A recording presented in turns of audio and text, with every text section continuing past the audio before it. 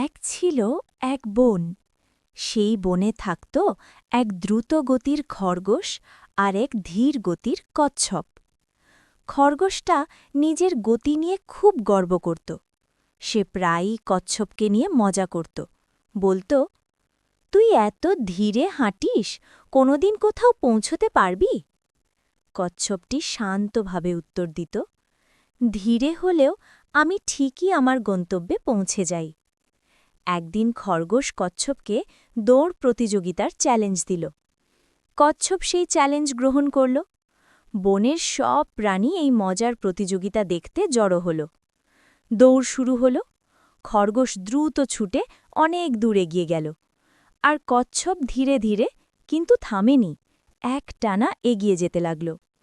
খরগোশ ভাবল, কচ্ছপ তো অনেক পেছনে, একটু বিশ্রাম নিলেই বা ক্ষতি কি? এই ভেবে সে এক গাছের নিচে শুয়ে পড়ল এবং অল্প সময়েই ঘুমিয়ে গেল। এদিকে কচ্ছপ ধীরে ধীরে এগিয়ে চলল। সে থামেনি, বিশ্রামও নেয়নি। একসময় সে ঘুমন্ত খরগোশকে পেরিয়ে গিয়ে গন্তব্যের দিকে এগিয়ে গেল। অবশেষে কচ্ছপ গন্তব্যে পৌঁছে গেল এবং দৌড়ে জিতে গেল। কিছুক্ষণ পর খরগোশের ঘুম ভাঙল।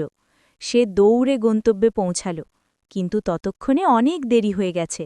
কচ্ছপ জিতে গেছে।